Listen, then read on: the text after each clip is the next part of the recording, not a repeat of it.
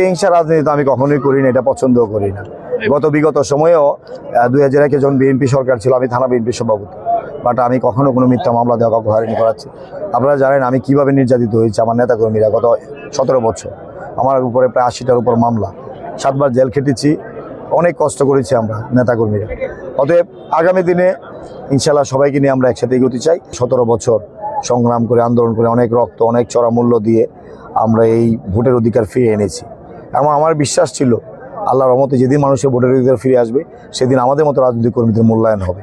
আজকে তার প্রমাণ ভৈরব কুলাচর জনগণ দলমত নির্বিশেষে সবাই ঐক্যবদ্ধভাবে এই বিজয়কে নিশ্চিত করেছে।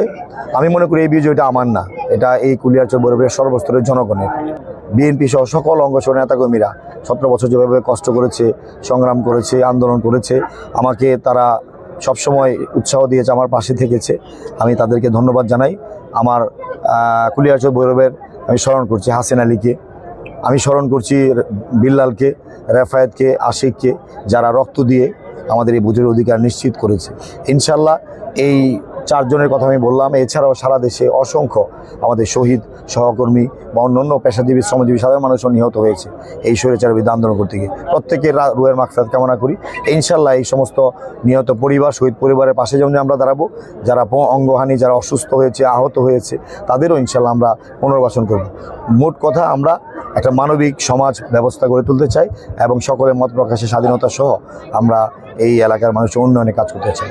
আমি সকল ভৈরব কুলিয়ারচর মানুষের প্রতি আহ্বান থাকবে, যেভাবে আমাকে আপনারা সহযোগিতা করেছেন, পাশে ছিলেন, সামনে আপনি পাশে থাকবেন। ইনশাআল্লাহ আল্লাহর কাছে আমি প্রার্থনা করি আমি যেন আমার মানুষের প্রত্যাশা অনুযায়ী আমি সেভাবে চলতে পারি এবং সেভাবে আমি উন্নয়ন এবং যাবতীয় কার্যক্রম চালিয়ে যেতে পারি। এই ব্যাপারে সাংবাদিক বন্ধুরা আপনারাও সহযোগিতা করেছেন অতীতে, আমি আগামী দিনে আপনাদের সহযোগিতা কামনা করি। হিংসা রাজনীতি আমি কখনোই করি না, এটা পছন্দও করি না। বিগত সময়েও 2001 যখন বিএনপি সরকার ছিল, আমি থানা বিএনপি সভাপতি, বাট আমি কখনো কোনো মিথ্যা মামলা দেওয়া কাউকে হয়রানি করাচ্ছি।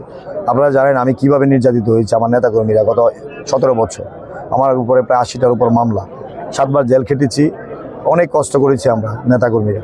অতএব আগামী দিনে ইনশাল্লাহ সবাইকে নিয়ে আমরা একসাথে এগোতে চাই। যারা দাগী দোষী, যারা সেভাবে আমাদের নেতাকর্মীদেরকে বিভিন্নভাবে অত্যাচারিত করেছে, সশস্ত্রভাবে রাজপথে অবস্থান নিয়ে এই এলাকা শান্তি বিনষ্ট করেছে, নিরীহ মানুষকে অত্যাচার করেছে, ওরকম লিস্টেড কিছু ছাড়া সবাই মিলে আমরা একসাথে চলবো। আমরা এই সবাই সাধারণ মানুষ যারা আছে, সর্বস্তরের মানুষকে নিয়ে আমরা একসাথে। আমি কোনো প্রতিষ্ঠানে রাজনীতি করি না, মিথ্যা মামলাও হবে না, হয়রানিমূলক কোনো কিছু ইনশাল্লাহ আমি পছন্দ করি না। আমি চাই ভৈরব কুলিয়ারচরের সবাইকে নিয়ে আগামী দিনে আমরা সামনে দিকে এগিয়ে যেতে চাই। ইভেন কি যারা প্রার্থী ছিল আমার সাথে, তাদেরকেও আমি ধন্যবাদ জানাই, তাদেরকে নিয়েই আমরা সবাইকে নিয়ে ইনশাল্লাহ সামনে এগোবো।